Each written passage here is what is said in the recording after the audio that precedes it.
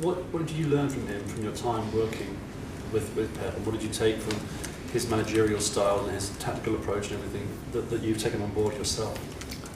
First of all, for me, it's most important that no person is the same, so I have to stick by myself, and then I learn a lot from many human beings in football around, but especially of course for top coaches. And I admire Pep Guardiola a lot because he's not only successful, but he's doing it in a certain way that really attracts people to football, and that is really a reward. Laurie. Lisandro Martinez had a good game against Erling Haaland in the Champions League when Ajax beat Dortmund. Can that be any benefit to you going into this game? Any lessons there? You will take it with it, but it's totally different situation. Two different teams, so different approaches, different situations. So you cannot compare it. Can I just ask one? After the Sheriff game, you mentioned the January transfer window and structures at the club that you wanted to have a look at during this break. How did those conversations go? And is there any reflection on the fact that financial results came out last week and there was a clear message that the summer was going to be the priority? No, I was already aware, but the conclusion that I always only look for buys, but what you have to prepare is what can happen, and also what you have to prepare, look to your squad, what's now there, and it's not only about conversations, it's also about thinking and working out strategies for how you see your players, how you want to play, how do the players fit in. So it's a huge scala what you have to develop in such periods, and the periods of international break gives you some time, and also other aspects, the shorter term strategies for the coming games. And this moment the most important. We finalized block 1, now we go to block 2, and it's a huge challenge because we play big games and we have to be ready for that. So that's was our planning has to be. We prepare game plans, we prepare training, and we prepare the programs. Samuel. Erik, Pep said in April that you might have been an ideal replacement for him at Manchester City. Was there any part of you that gave any consideration to wait for Manchester City, or the fact that you did take the Manchester United job, is that again further confirmation that the pull of Manchester United is just too great to turn down? It's a nice compliment first, but I choose with 100% convinced, 100% convincement. I choose Man United, and with everything in it, and I didn't regret it for 1 second till now. One more. Erik, you said at the start of this that there's obviously still room for improvement going forward, but the results, particularly against Liverpool and Arsenal, must give you confidence that if your team reach a certain level on any given day, that you'll be able to beat anyone, including City at the Etihad. Yes, but it also, when I analyze those games, and then I have to be critical, and that's what I mean. There's room for improvement. So when you have, you want to keep this process going, and want to keep doing and beating big teams, you have to improve. And if you want to be stable performances against not only those teams, but all the teams. So that's why we need improvement.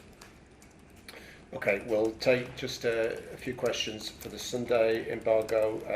This is for Saturday at 22:30, and we'll start with Phil at the front. When you've worked with a manager like you have with Pep, does that give you an insight into how he thinks and gives you a little bit of an advantage into maybe making your plans for the game? And is he the man that you would rate as the best manager in football?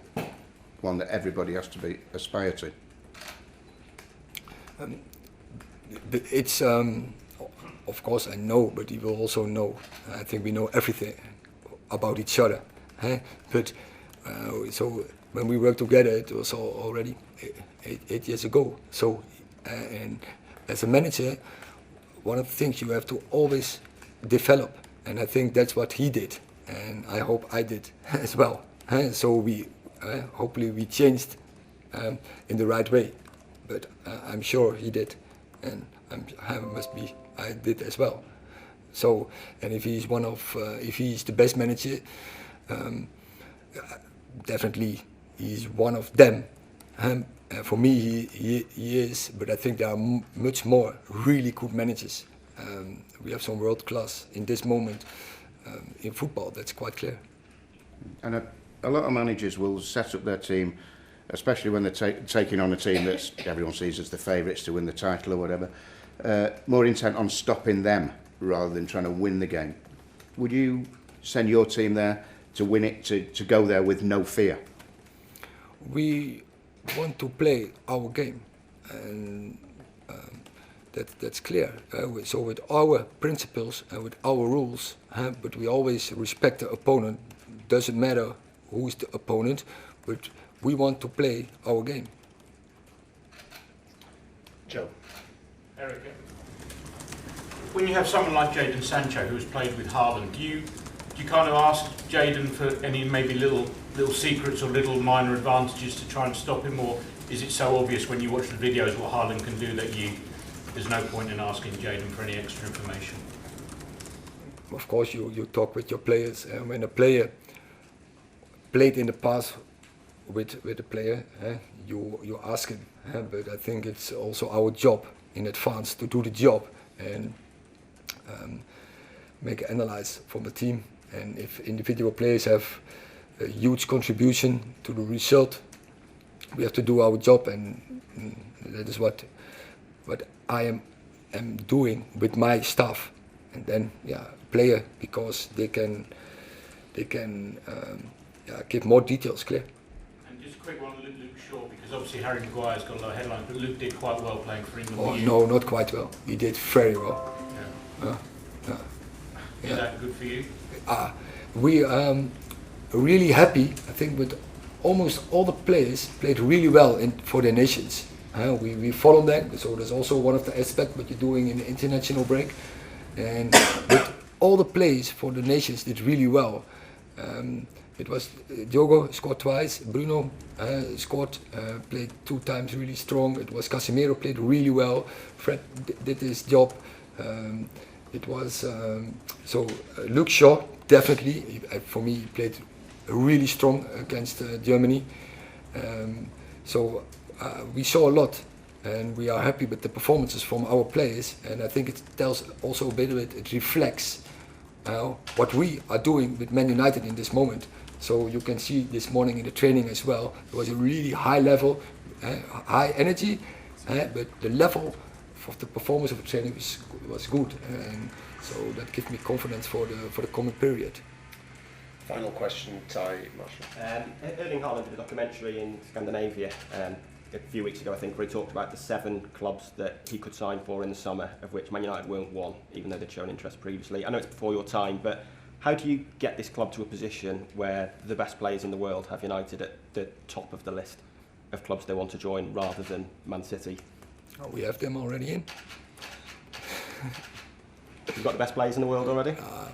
Let's say they have the potential. Some have the potential to become, and some already are there, because we have world champion players in our squad nowadays.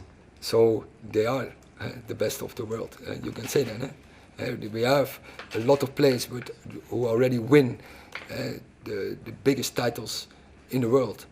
And I'm sure when I go back in the window, and I was in contact with a lot of players that you feel, and that Man United is a really attractive club for them.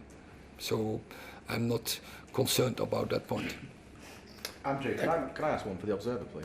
For the Observer. Yeah, sure. With regard to Erling Haaland, everyone knows he scores loads of goals, but as a coach, what else does he have as a football player? What do you see? Oh, I like his attitude.